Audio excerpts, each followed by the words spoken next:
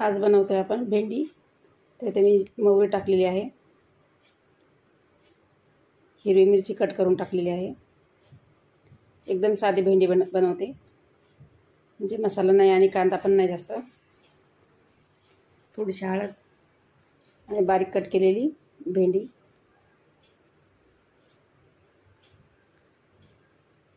चवीपुरतं मीठ घालू। अशी भेंडी पण एकदम मस्त होती, एकदम मोकळी होती, त्याच्यामुळे माझ्या मुलांना अशीच आवडती। तुम्ही कशी बनवता?